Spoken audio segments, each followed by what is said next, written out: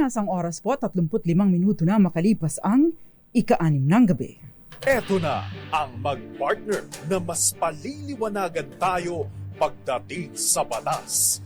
Mga payo ng mga abogado, mga usaping abogado na mas malinaw na pag-uusapan para mas maintindihan natin. Kumpanyera ng Bayan, si Attorney Rina Seco at ang Panyera ng Bayan, si Attorney Cam, Cheryl Adami Molina. Dos Kumpanyeras sa DZRH Radio, DZRH TV at DZRH Online. Bago mo kasuhan, bago ka pumirma, bago ka makipagkasundo, makinig muna sa Dos Kumpanyeras. Dos Kumpanyeras. Magandang gabi Pilipinas, ito po ang programang Dos Kumpanyeras at ako po ang nagsusolong Panyera ng Bayan, Attorney Rina Seco. Tuloy-tuloy sa pagbabalita, tuloy-tuloy sa serbisyo, sama-sama tayo Pilipino. Dos Kumpanyeras. Hoy, swell day po ngayon. Expect na matindi ang traffic dito sa National Capital Region, lalong-lalo na dito sa yung mga malalapit po sa malls. Kasi swell day ngayon, 15. Ayan, magtira-tira po ng para sa mga susunod na araw ha, wag ubos-ubos biyaya. Bukas makalawa wala na, no? Maging wise po tayo sa paggastos sa ating mga kinikita. Although, mahirap magsabi din dahil napupunta na kagad kay sa mga bills, napupunta na din sa mga naniningil. Kaya ang challenge talaga, paano pagkakasyahin ang mga naiwan matapos mabayaran ang mga bills at pagkakautang. Dos Kumpanyeras. Anyway, ngayon pong gabi, magwa-warning na ako kasi meron pong nakaumang na naman na taas presyo sa mga produktong petrolyo sa ika-11 sunod na linggo. Ayon po sa Department of Energy, posibleng umabot hanggang 2 piso ang dagdag sa kada litro ng diesel at 1.15 naman hanggang 1.35 sa presyo ng gasolina.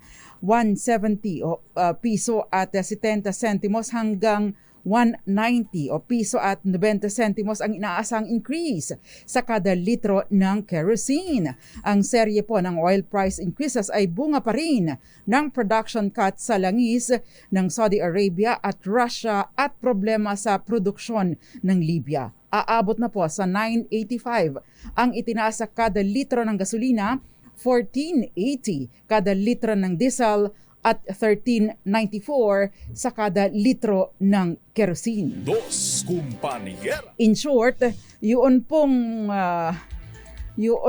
tatanggapin natin tinanggap natin ngayon, marami dyan mapupunta lang sa gasolina, diesel at kerosene. Ayan. Ang sakla pa, no? Pagkatapos patuloy na tumataas ang mga presyo ng bilihin, no? May warning na din pati yung sa presyo ng mga Christmas baskets at saka yung mga goods na usually binibili natin kapag magpapasko. Sabi nung iba dyan, mag-una-una ka na, pero mahal pa rin kasi. Dos Kumpanyeras. Anyway, ipagpapatuloy po natin ang ating talakayan na hindi natin natapos kagabi, no? Dahil napakarami po ninyong mga questions patungkol din sa mana. Dahil lahat naman po tayo dumadating sa punto na may mamamatay at kailangang ilipat sa mga tagapagmana ang mga ari-arian.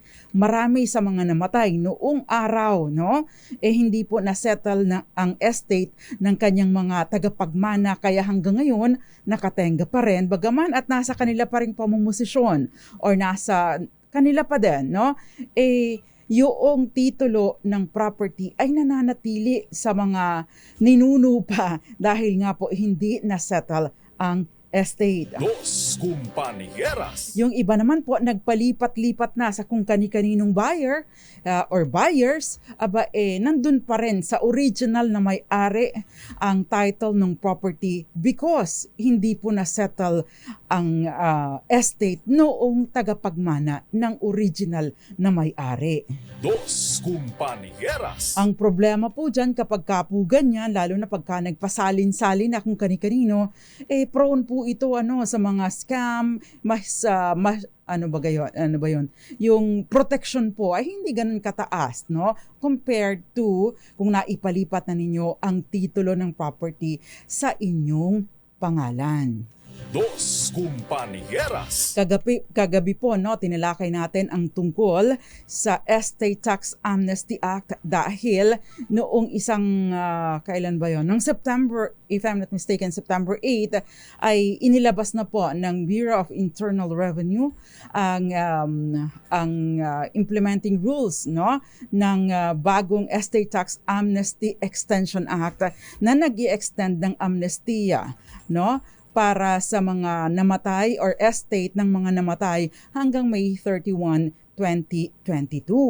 At ang pag-settle po ng estate na ito, binibigyan tayo ng hanggang June 14, 2025. Meron po tayong kulang-kulang na 2 taon dahil lumipas na ang ilang araw, no, para asikasuhin ang mga dokumento at masettle natin, mabayaran natin ang estate tax.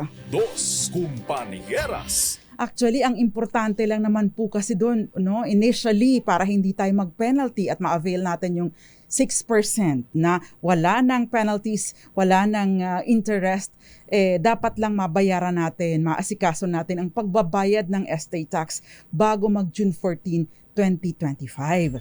Pero kung hindi pa po yung pagpapatitulo sa ilalim ng ating pangalan or paglilipat ng titulo sa ating pangalan, I see no problem kung halimbawa po hindi agad natin maipalipat bago pa mag 2025. But of course, with the caveat, no, na kailangan pa rin po ninyong pakaingatan ang inyong mga dokumento at pakabantayan ang inyong property para hindi po manakaw o maagaw ng iba. Dos Compañeras. And of course, tonight, no, ipagpapatuloy po natin ang ating talakayan with, kasi meron pong question tungkol sa, paano attorney? Paano po ba namin maililipat sa aming pangalan, kaming mga tagapagmana, ang property, no, na naiwan ni nanay at tatay kasi gusto na po naming bahagin talaga. Yan po ang sasagutin natin tonight. And of course, yung mga remaining questions po na hindi ko nasagot kagabi. Yan. So, sana po ay samahan ninyo ako hanggang 7:30 ng gabi. Without po Attorney Cam tonight, pero makakasama po natin siya next week. Dos Compañeras. Ayan. So, if you have questions, feel free to ask po, anything na related sa ating talakayan tonight. Pwede po kayong mag-message sa DZRH TV 4K live stream bilang comment. And of course, sa DZRH Dos Compañeras Facebook page or Facebook Live. Gayon din sa DZRH News Facebook Live and DZRH News Television Facebook Live. Dos Compañeras. Magandang gabi po muna sa ating mga suking tigpaminaw. Ano ba sa Ilocana yung tagapakinig? Suking tagapakinig, mga suking tigpaminaw, Gael Enriquez, Aunt May. Gayon din kay Chona na nanunood sa atin dyan sa Las Piñas. Nanunood din po sa atin na Imbag Arabii, Ma'am Grace Recta. And of course, Eduardo Narvaez. At gayon din kay Zian Kevin Roy. Nanonood sa atin ng solid, sabi niya, solid DK ito. Yan, thank you very much. Gayon din, nanonood sa atin Kenneth Arevalo, Swell Day daw, and TGIF. Yes, of course, it is. Ma'am Roxanne Costo and Tita Ami Miraflor Garcia. Gayon din, yung mga iba pang nanonood at nakatutok sa atin. Magandang gabi po sa inyo and TGIF. Dos Compañeras. Yung mga naghahapunan po, unang subo para sa akin, ha? Lalong-lalo na yung nagluto dyan ng munggo. At saka merong pritong galunggong o kaya ay pritong dilis o kaya ay daing. Or sa amin, ang masarap sa amin yung pritong tapulok. Ano ba nga bang tawag sa yung kamukha nung yung mga nabibili dyan sa Tagaytay na maliliit na isda na crispy, no? Yun po ang masarap dun sa amin. Ay, tawili. Yes, crispy tawilis. Sa Marinduque ang tawag tapulok. I don't know kung pareho sila pero magkamukha. Pero yung sa amin kasi yung tubig nahuhuli sa dagat. Yan. Kaya mas malasa. Ayan. So, unang subo po sa amin ni anong pangalan mo, partner? Unang subo para sa amin ni Jeric, mga nagtatrabaho pa tonight. Dos Compañeras. Ayan. So, tatanggap na po ako ng inyong mga questions dito. Iisa-isahin ko. But, again, i-refresh ko lang po.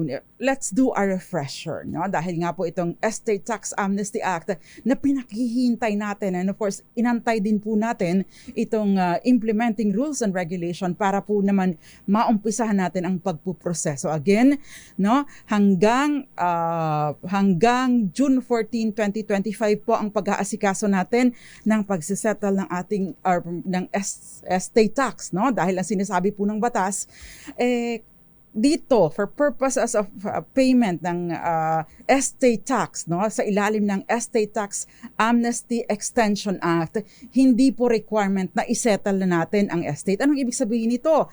Hindi kailangan na meron na tayong extrajudicial settlement o kaya ay order from the court o kaya ay sole adjudication of heir, no, para makapag-asikaso na tayo ng pagbabayad ng buwis. In short, no, ang importante sa gobyerno mabayaran ng buwis, no.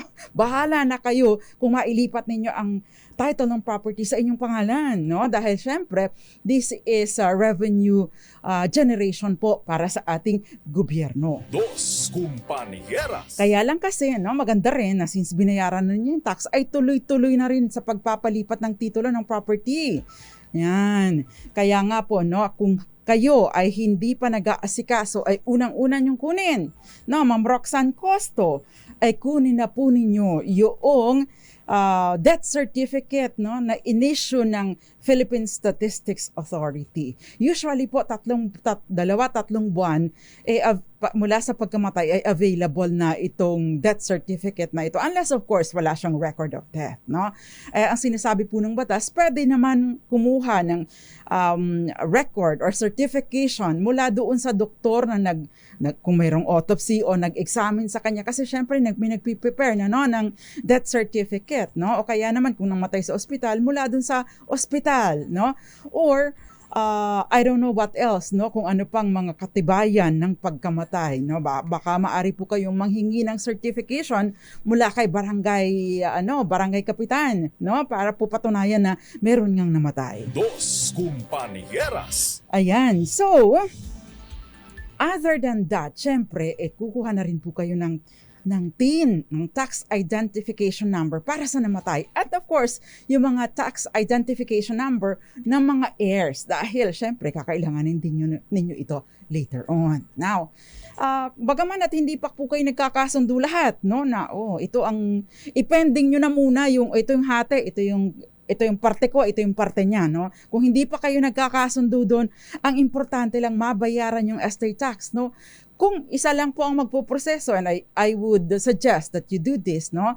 Mag-issue na po ng special power of attorney ang mga co-heirs, no? Para mag-asikaso nito in favor of one person, preferably isa rin po sa mga heirs, o kaya naman ay isang taong pinagkakatiwalaan ninyo to accomplish everything. Meron pong estate tax certificate, yung tax return, no, certificate, no, na kailangan po ninyong i-accomplish. Kaya nga po i-attach po doon yung lahat ng kopya, certified true copy ng titulo ng property na kasali doon sa isi-settle or babayaran ninyong buwis. Kasama din po ninyo dito yung iba pang yung tax declaration na nakuha ninyo pertaining to the year kung kailan namatay ang inyong kaanak. Take note po, no, yung year kung kailan namatay yung may-ari ng estate, no? Bakit kailangan kopong-kopong? Halimbawa 1929 namatay, yung year 1929 ay yung pinakamalapit doon. Why?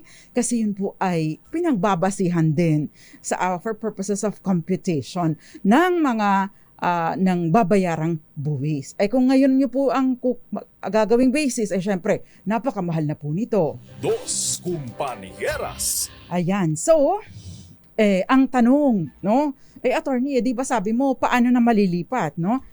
Syempre, ang sinasabi po sa batas, kapag kapag pagado na or fully paid, kasi po meron pong option na gawing installment for a period of 2 years or hanggang 2025, yung pagbabayad ng estate tax, kapag pagado na, tapos meron na po kayong kasunduan ng inyong mga co-heirs kung paano ninyo paghahatian ng property, and that's the time you can get an e-car, because you can only obtain an e-car once fully paid at naisubmit na ninyo ang notarized document or notarized extrajudicial settlement of estate together with yung pong publication, no? Kasi pinapapublish po yung extrajudicial settlement of estate, o kaya naman ay ang inyong ang tawag doon yung affidavit of sole adjudication or self-adjudication or affidavit of sole heirship. Pinapapublish po ito, no, 3 beses sa newspaper. Na kasama po doon yung affidavit po ng publisher na nagsasabi na na-publish na itong dokumentong ito sa mga ganitong petsa. Yan, at bibigyan din po kayo ng copy noon, no? So, yun pong mga yun, together with your TIN and other supporting documents, no? Isasubmit po ninyo para ma-issuehan kayo ng e-car, Electronic Certificate Authorizing Registration, na ang e-car po ay per title of the property na involved doon sa sinisettle ninyo. Dos Compañeras. At syempre po, yung mga tax clearances, no? Dahil yun po ay kailangan ninyo. Pagpupunta naman po kayo doon din sa Registry of Deeds kung halimbawa pong titulado na ang property, no, para maipatitulan or maipalipat sa pangalan ng mga tagapagmana. Of course, you have the option, kung hindi pa po ninyo hati-hatiin, heirs of Juan de la Cruz. Syempre, kayong lahat yun ng mga tagapagmana. O kaya naman mga individual titles na. But of course, kailangan po syempre ipakita ninyo yung subdivision plan, no? Yung paghahati-hati, yung survey at yung paghahati-hating ginawa, complete with technical description mula po sa isang geodetic engineer. Dos Compañeras. Yun. So pareho lang po ng pagpapalipat kung proseso basta makakuha kayo ng e-car. Pareho lang po doon, no, kapag kayo ay bumibili ng property na naka-mother title pa o kaya kasi may mga hati-hati, or kung halimbawa po na maglilipat kayo dun sa property na inyong nabili. Ayan. Dos Compañeras. Pero ako'y napapagana ng pagsasalita ay commercial na daw po. Magbabalik pa po ang programang Dos Compañeras para sagutin ang inyong mga katanungan. Ilan po muna mga paalala. Nakakasama pa rin po ninyo ang nagsasalang panyera ng bayan tonight, Attorney Rina Seco, dito lang po sa Dos Compañeras. Dos Compañeras. Compañeras. Nagbabalik po ang programang Dos Compañeras. Kasama pa rin po ang mga panyera ng bayan. Ako pa si Attorney Rina Seco. At tinatalakay po natin ngayon ang continuation ng ating tinalakay last night, yung Estate Tax Amnesty Extension Act of 2023. Plus of course, binanggit na rin natin kung yung general na steps, para maipalipat ninyo ang titulo sa inyong pangalan ng property na inyong minana. Of course, that requires settlement or full settlement of your kung sino man yung estate ng nasawi. Dos Compañeras. Sabi ni Gael, ang maglilipat, mababawasan ng kaalaman. Thank you very much for always supporting us, Gael. Magandang gabi din po, Hilario Enriquez. Larry Enriquez, magandang gabi sa iyo. And of course, Ginoong Virgilio Sakdalan. Sabi niya, kanban mo ha. Magandang gabi rin kay Chona dyan sa Las Piñas. And of course, marami pang nanunood, nakikinig sa atin. Si Sally Pelayo Kamua. And saan daw pwedeng makukuha ng IRR ng estate tax na inyong tinatalakay ngayon? This is for a friend who is abroad po. Okay, ipopost ko po ito. Ito yung Revenue Regulation number 10, 2023. Medyo napagod na ako kahapon kaya hindi ko po na-ipost. Pero ipopost ko po tonight, promise. Ito po yung Revenue Regulation number 10-2023, Ma'am Sally Pelayo Kamua. Si Cecilia Montes ay nanunood din. Nag-apply po ako ng titulo sa lupa. Ang dami ko pong naggastos. Hanggang ngayon hindi pa rin ibinibigay ang deed of sale. Okay. Yun pong titulo ay hindi po ninyo makukuha or hindi po ninyo maa-applyan kung wala po kayong deed of sale. Kung yung pong deed of sale ang pinanggagalingan or pinanghahawakan ninyo na pinag-uugatan ng inyong karapatan o pagmamay-ari sa property, that entitles you to apply for a title. Therefore, no, dapat pong mauna na meron muna kayong kopya ng deed of sale bago po kayo makapag-apply ng titulo dahil yun po ang pinag-uugatan ng inyong karapatan. Okay, ang gusto ko pong itanong attorney ay tungkol po sa lupa na pag-aari ng gobyerno at inaward sa isang tao na Chinese at gumamit ng fictitious name. 2008 po ay nakansela po yung award. Ito po ay matatawag na pribado na at babayaran na po namin sa gobyerno. Salamat po. Okay, ano pong question ninyo, Ma'am Magdalena Martin? Kasi kung halimbawa po after po nung 2008 dahil usually kasi yung ang atin pong Solicitor General ay kini-question yung mga ganyang paglilipat, especially if it forms part of a public land, no? May question at nag-revert ang pagmamay-ari sa gobyerno or sa estado at eventually kayo po ay nag-take possession, I don't know sa anong basihan, basta nag-take possession at inoccupy ninyo ang property in the concept of an owner. Pwede po kayo eventually basta wala pong ibang nagmamay-ari dito, pwede po kayong mag-apply, no? Dati po ang nire-require na kayo ay in possession of the property in the concept of an owner for at least 20 years. Now, doon pa sa bagong batas yung Emancipation Act, yung free patent bale 20 taon na lang po pinaigsi na po ito ng bagong batas. Therefore, kung sakasakali po na nagko-qualify kayo doon and this is alienable and disposable, then there is no reason po para hindi kayo makapag-apply either via patent o kaya ay via judicial titling. Dos Compañeras. Ayan. So, yun pong binanggit kanina tungkol doon sa yung paglalagyan, listahan, nakasama po doon sa estate tax amnesty return. Meron pong form doon po ninyo idedetalye yung mga properties na subject ng settlement, or properties ng yung estate, na bumubuo ng estate. So kasama po yun. Doon pong sa mga form, take note lamang po na kung sakasakali po ay ang namatay ay sa panahon, yung namatay po ay namatay sa panahon na in effect na po ang train law, you can avail of the 10 million kung sakasakali meron pong ganong family home, and at the same time yung 5 million na standard deduction para po ito halimbawang nagkasakit, and ito pong 5 million na standard deduction para po sa taxable na estate ay po ito, tawag doon, hindi na po kailangan ng resibo. But as to the family home, ay pwede po ninyo itong i-avail by proving ito ang value ng property. Dos Compañeras. Now, we move on. So again, we take note of yung May 31, 2022 and prior to May 31, 2022 nakamatayan yun po ang sasaklawin nito. As to kung magkano po ang magiging deduction ninyo ay depende po kung kailan namatay. Basta ang reckoning period po ng 10 million and 5 million ay yung train law na nag-take effect ng na isabatas noong 2017. Now, meron pong question dito kagabi si Gladys Borromeo Garcia na ang sinasabi niya, yung father ko po ay namatay noong 1992. We, the direct heirs, including our mother, agreed that almost all properties will be under the name of the estate of our father. Will it cover the share of our mom?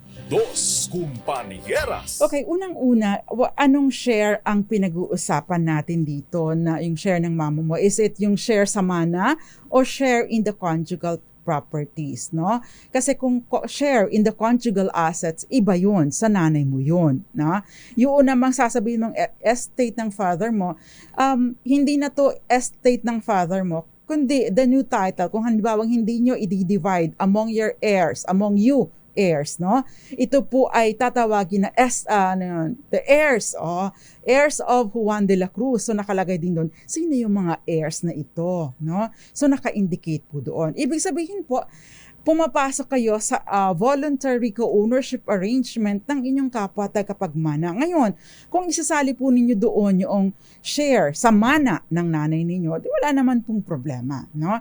Yun lamang po, take note na kapag kayo ay may mga transaction involving the property, kakailanganin po ninyo ng pahintulot ng bawat isa, no, sa mga co-owners. Yun po yung danger doon. Kumpanieras. Not really danger, pero yun yung risk. Dahil kasi syempre, dadating ang pagkakataon na magkakaroon kayo ng disagreement o hindi pagkakasunduan ng inyong mga kapwa tagapagmana. Yun, wala namang perfect na relationship. Dos Kumpanieras. Now, sasagot pa po ako, pagpapatuloy ko. Yung question kagabi, yung kay Marcelo M. Gustong angkinin ng second wife ang properties ng namatay na husband. Ito kasi yung case ni Marcelo M. na dalawang asawa, no? Dalawang girls involved. One is ikinasal sa church, the other one is ikinasal sa civil. Now, ang question niya is sino ba yung mas may karapatan? Siyempre, the first wife, no? Whether it's void or annullable, no? For as long as wala pong deklarasyon ng korte, ang presumption is legal siya ang asawa, and therefore, yung pangalawang asawa ay wala pong karapatan, no? Dahil kung halimbawa ay nagsama sila ng pangalawang asawa, no? Yun lang pong specific share, actual share or actual monetary contribution ang maaaring pagmamayari nung pangalawang asawa, no, quote unquote. Dos Kumpanieras. May question dito si Kenneth Arceo Villarrosa, ang driver's license po ng tatay ko namamana ba? Like, i-continue ko po ang 1238 na license kahit kasi hindi na niya pinarenew. Ito pong lisensya is non-transferable and therefore kapag ka po namatay na ang nagmamayari dito, dapat po ito ma-deactivate. Hindi na po ito maaaring mailipat sa tagapagmana. Yung mga lisensya. No? Hindi naman po like si tatay, doktor, namatay si tatay, hindi naman po namamana ang pagiging doktor, maliban na lamang kung mag-aaral siya, no? Pero magkaiba sila ng lisensya. Pero hindi po namamana ang propesyon, hindi po namamana ang lisensya. Yun. Dos Kumpanieras. Ito po ay grant lamang ng gobyerno for our temporary use. Now, may question dito si Marangyang Oragon. Question po ito, pinadala niya sa atin kagabi. Sabi niya yung mama namin, meron pong joint account with survivorship clause sa ate namin. Ito bangko, no? Sa kanya po kasi nakatira si mama namin bago siya mamatay. Tapos namatay ang mama namin, sinolo na po ng ate namin ang natirang pera sa bangko. Gusto niya po din na makiparte pa sa mga ibang properties kasi joint account daw naman po yun at hindi naman mana. Tama po ba ito? Dos Kumpanieras.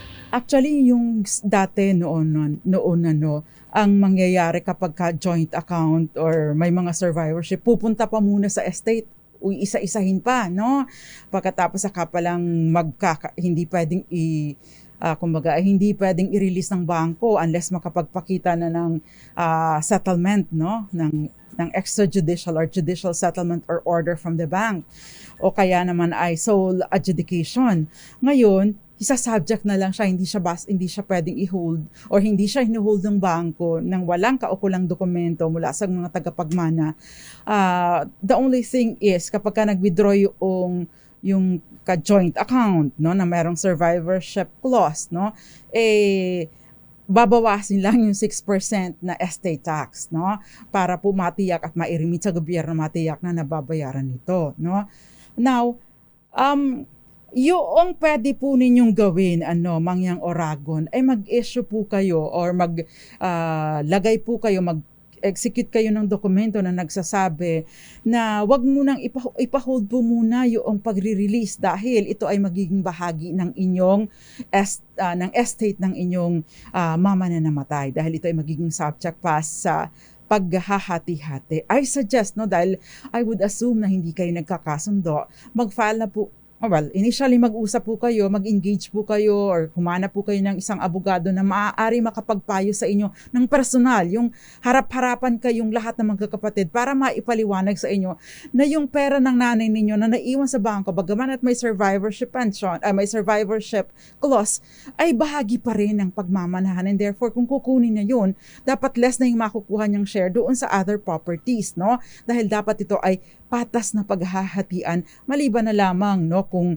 merong mga specific na kumbaga may will at nagsasabi na magiging mas malaki ang kanyang share sa kanyang estate. Dos Compañeras. Kung mag-fail po itong pagpapaliwanag sa inyo ng abogado, then that will be the time no na pupunta po kayo sa korte para po pag-usap-usapan or mag-judicial settlement of estate. Dos Compañeras. Okay, may next question po dito si Sherilyn. Kung halimbawa naman po namatay ang father tapos naiwan nanay at 2 anak. Gusto po ng nanay na sa mga 2 anak na lang lahat idiretso ang mana at wala na yung nanay. Pwede po kaya yun, no? Sherilyn, by nanay, anong ibig sabihin nito? Nanay ng mga bata na tagapagmana o nanay nung namatay na namatay na nagpapamana? Kasi kung ito ay nanay ng mga bata, ibig sabihin ito asawa yung namatay, pwede naman po yun. No? Pwede siyang mag-waive ng kanyang karapatan or renunciation of rights no, in favor of the children. Ngayon, kung ito naman po ay nanay nung namatay, ibig sabihin lola nitong mga bata na magmamana, wala po talagang mana na no itong lola, no? Unless of course itong mga batang ito ay illegitimate children, in which case nananatili pong tagapagmana yung lola, no? Dos Compañeras. Now, in any case, no, kung halimbawa may karapatan itong nanay na ito dahil illegitimate yung mga apo, no? O kaya naman ay ito ay asawa noong namatay, so ibig sabihin compulsory heir siya, na pwede po niyang i-renounce or i-waive ang kanyang karapatan, no? Ang importante lamang po, no, ay general waiver or general renunciation ang kanyang gagawin. Bakit? Kasi pagka po, halimbawa, i-waive niya pabor sa isang tagapagmana lang, magiging subject po ito sa donor's tax, maliban pa sa estate tax, and of course, aawasin lang po yung 250,000 na deduction or exemption. Now, kung general waiver, meron pong revenue regulation na ang ating BIR. Ito yung Revenue Memorandum Circular number 94-2021 na ang sinasabi po, yung renunciation ng isang heir, no, pabor sa lahat ng mga co-heirs niya ay hindi na kailangan maging subject sa donor's tax. But kung specific lang na tao, ang pag-waive niya nito, it will be subject to donor's tax, of course, after maless yung 250,000 pesos na exception. Dos Compañeras. Or deduction. Now, next question is from Violeta Zambrano. Question po ito kagabi. Again, no, yung mga pauna pong mga questions na sinasagot ko, ito yung mga questions kagabi dahil ayoko namang i-disappoint yung mga tagapakinig natin na nag-effort, no, na mag-post ng kanilang mga questions. Kaya kinuha ko at pinaprioritize ko po tonight. Kaya this is one of the reasons na din, no, kung bakit ko ipinagpatuloy ang topic tonight. Now, si Violeta Zambrano, ang tagal po ng title ng bahay ko ay 2017 pa po fully paid, no? Kanino po dapat makuha ang title ng bahay ninyo? Sino po ang nag-aasikaso nito? Kasi ito po ba ay mula sa Registry of Deeds? Kasi ang Registry of Deeds po, i-check po ninyo yung kanilang Citizens Charter na naka-indicate na po doon kung gaano katagal ang pagpaprocess ng pagpapatitulo ng property. Ngayon, kung ito naman po ay halimbawa binili ninyo sa developer, no? Nag-avail po kayo ng service ng developer like a house and lot o kaya naman ay sa subdivision, no? Dapat po ay upon full payment, no, ay nabibigay po ito sa inyo ng developer. Dahil maari po ninyo silang ireklamo sa DHSUD kung sakasakali po na hindi po nila ma-release kaagad ang title ng property. Dos Compañeras. O, karamihan kasi dyan, isinasangla pa, kaya hindi ma-release, meron po silang, meron po silang obligasyon na i-release kaagad sa inyo at tubusin muna kung isinala nila ito, tubusin agad at ibigay sa inyo, agad ang title ng property. Si Telma Marasigan, may question siya kagabi, paano po malalaman ang price ng property sa isang subdivision at yun pong zonal valuation kasi gusto ko na pong ibenta based dun po sa zonal valuation ng property. Lahat po ito. Okay. Ma'am Telma Masigan, yun pong zonal valuation ay usually mababa, higit na mababa kumpara sa fair or current market value.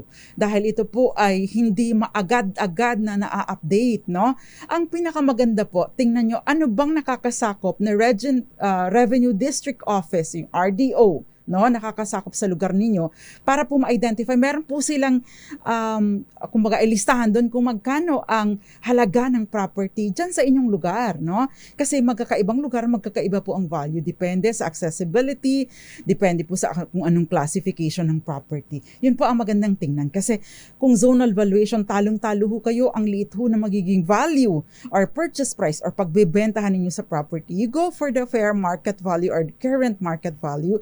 At syempre, magtanong-tanong din po kayo, ikumpara ninyo sa mga kalakaran ng bentahan dyan sa inyong lugar. Wag pong zonal valuation. Dos Compañeras. Ayan, take note lamang po kasi ang BIR, mandated po sila or may obligasyon po sila na i-assess, mag-determine ng fair market value ng real property every 3 years. Ayan, kaya maganda pong i-check ninyo yan. Now, before we pause for commercial, si Marites Ponsica, attorney, valid ba ang donation ng lupa kahit hindi pa napalipat sa pinag-donatan tapos patay na po ang may-ari? Now, the question po is, yung donation po ba ay valid? Kasi ang donation, nire-require po for validity na it is in writing, it is in a public instrument, ibig sabihin duly notarized at ito po ay inaccept or tinanggap, validly accepted by the donee, yung pinagbigyan, either doon sa same document o kaya naman ay na separate document, At ito pa ay inaccept during the lifetime of the donor. Ibig sabihin, habang buhay pa yung donor, tinanggap na niya, Tinanggap na niya at pinakita na niya ang kanyang pagtanggap doon sa property. Otherwise, hindi po ito valid. Ayan. Hindi naman po issue kung ito ay nailipat ng title. Ang importante lang po ay valid yung donation at validly accepted. Kahit hindi po nailipat, wala pong problema. Dos Compañeras. Meron pong question dito. Ano daw yung TCT? Transfer Certificate of Title po yun. Nanonood sa atin sa La Paz, Tarlac. Ang Transfer Certificate of Title, halimbawa po ako ay may property, naka-OCT, Original Certificate of Title, yun po yung titulo ng property ko. Inilipat ko sa inyo, the same property, dahil binili nyo. Ang i-issue po sa inyo na bagong titulo ay TCT, Transfer Certificate of Title, dahil nailipat na po sa inyo ang titulo ng property. Yun. Dos Compañeras. My next question po dito, yung fish pond po ba pwede po sa agricultural free patent? Yan, question ni Beth. At yan po ay tatalakayin natin sa atin pong pagbabalik. Ilan po muna mga paalala. Nakakasama pa rin po ninyo ang mga panyera ng solo pala. Ang nagsasolong panyera ng bayan. Ako po si Attorney Rina Seco, dito lang po sa Dos Compañeras. Dos Compañeras. Dos Compañeras po. Kasama pa rin ang nagsasolong panyerang bayan, Attorney Rina Seco. And of course, patuloy po ang ating talakayan kaugnay sa Estate Tax Amnesty Extension Act. We're now answering your questions. Before we pause for commercial, may question dito si Beth. Yung fish pond po ba pwede po yan sa agricultural free patent? Yun pong basta ito po ay hindi yung dagat na fish pond na naglagay kayo doon ng mga baklad. Pero kung ito po ay halimbawa ay lupa, tapos classified as alienable and disposable, tapos ito po ay agricultural, and of course itinayuan ninyo na mayroon kayong fish pond, pwede po kayong mag-apply doon. Hindi naman po requirement na dapat nyog o kamatis o corn or rice ang nakatanim. Pwede pong other agricultural activities. Yung fish, pag set up po ng fish pond, pwede din po ito. Basta, ito po ay alienable and disposable. Dos Compañeras. Okay. Happy birthday muna, Sir Santi Elizalde. happy belated birthday sa'yo. The small man with a very big heart. Happy birthday, Sir Santi Elizalde. Happy birthday din kay Ate Dulce Averilia. Ito yung mabait na nagbibigay sa akin ng masarap na munggo. Ginisang munggo. Gayun din, happy birthday sa'yo. Kinakapatid ko, Macy Arilio. Happy birthday, Mace. And happy birthday din po kay Ate Luz Seco. Ito ay wife ng aking pinsan dyan sa Buena Vista, Marinduque. Happy birthday din sa'yo. Office mate naman dito si Mercy Magno. Happy birthday sa'yo. And of course, advance happy birthday sa'yo, Ate Lily Baradi. Dos Compañeras. Mga taga La Paz, Tarlac, lalong-lalo na si Dennis Bonagua, magandang gabi sa inyo. And meron tayong mga babatiin muna before, kasi baka makalimutan ko, ayokong nagtatampak kayo sa akin. Joseph Abalos, Hilaria Pagunuran, happy birthday sa kanyang apo na si Kyle Carino at sa kapatid niya na si Arnel Canapi. Magandang gabi po sa inyo. And Makoy, ano ba basa dito? Sa Loste Arev, ano ba gayon? Sabi niya, taga-dengeg. Taga-dengeg ang ibig sabihin, no? Ang translation ng listener. Maraming salamat po. And of course, Zian Kevin Roy. Marami pa tayong mga nakikinig sa atin. Si Gael Enriquez, happy listening and thank you very much for tuning in. And then, magandang gabi sa iyo, Perla Tamayo. Sana po ay mabigyan niyo ako ng kasagutan. Ano pa yung question? Good evening po. Paano po paghatian ng kuya namin ang magiging mana niya sa aming magulang na ngayon ay patay na siya at ang naiwan niya ay 4 na anak at ang asawa, sa asawa lang po ba? Okay, ganito po, no? Meron pa po tayong previous episode, no, tungkol sa pagmamana kung patay na yung dapat na magmana, no, yung kapatid halimbawa.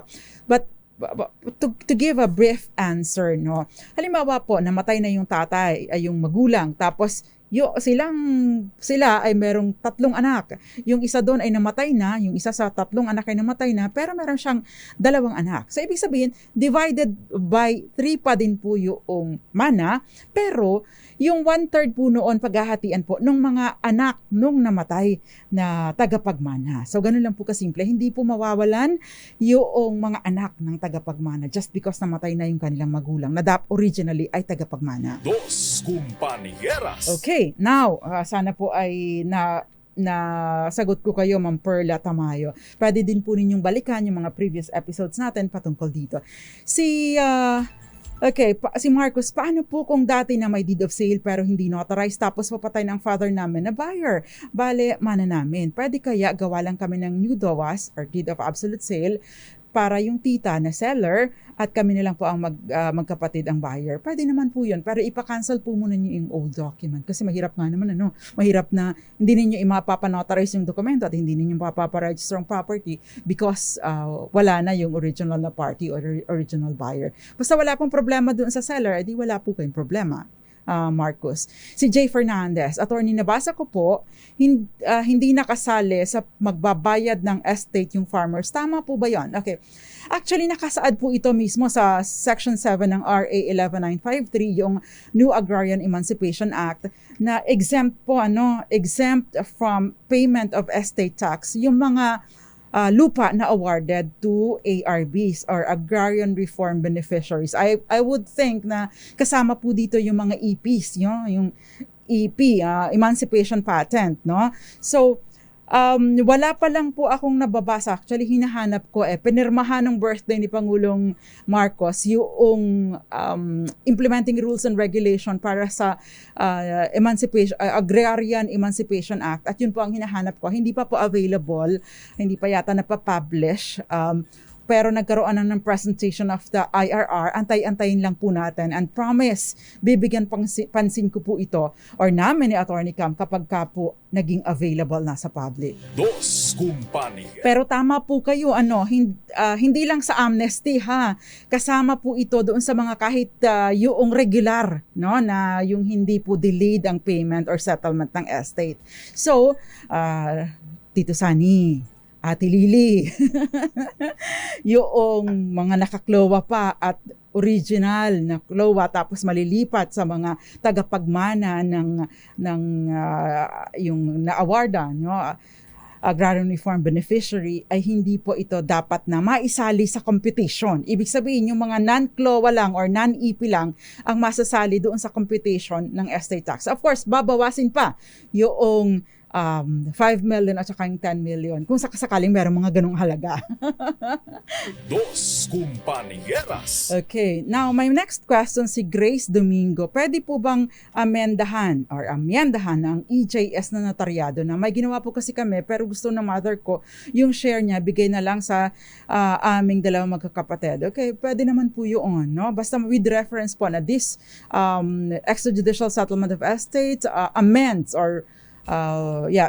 yung with reference doon sa old, no, na extrajudicial settlement ninyo. Of course, ipapa-furnish din po kung sakasakaling hindi pa nakakarating dun sa BIR, kailangan nyo po ang isubmit ninyo at isubmit ninyo pareho. Na kailangan lang din po na ipanotarize, and I think, no, kailangan po ninyong ipa-publish uli ito, no? Kung nagkaroon ng mga material changes or significant changes dun sa inyong extrajudicial settlement of estate. Si Anonymous, attorney, curious lang po, yun bang controversial Marcos estate, makaka-avail po ba ng estate tax amnesty? Malinaw po kasi doon sa original na amnesty, nagbibigay ng amnesty, yung 11213, na yung mga estate na issues na may issue katulad nung na under sa PCGG or Presidential Commission on Good Government, katulad na din yung mga unexplained and unlawfully acquired wealth, no, under sa anti-graft and corrupt practices, no, at saka yung mga nasa money laundering, yung may mga issue ng tax evasion, yung mga felonies and fraud, so yun po ay hindi masasakop. So kung for as long as may issue po doon or nagfo-fall doon sa any of those I mentioned, hindi po dapat masali dito sa mabibigyan ng amnestiya yung estate na yun. Dos Compañeras. Okay, so I think I covered everything. Thank you very much po sa inyong pagsama tonight sa akin, bagaman at wala si Attorney Cam. Magandang gabi po sa lahat ng mga nanood at sumama sa atin ngayong gabi. Yan. Kung meron po kayong mga pahabol na questions ay try ko pong sagutan next week kapag meron ulit tayo ng episode patungkol sa mga lupa at mga mana. Dos Compañeras. Okay, so Modesta Pantaleon, kayo po ay nanonood sa DZRH. Gayon din. Okay, thank you very much po sa pagsama ninyo sa akin. Kasama po natin ngayon si, ano nga ulit pangalan mo? Jeric? Si Jeric Raval. Surname? Jeric Barreto. And of course, nakasama ko rin po si Lakay Raisi Bayan, and of course, si Miss Alia Ikatlo. Sa ngalan po ni Attorney Cam, nakasama po ninyo this Payday Friday, Attorney Rina Seco, no? Tuloy-tuloy sa pagbabalita, tuloy-tuloy sa serbisyo. Sama-sama tayo, Pilipino. Happy weekend, everyone! Dos Compañeras.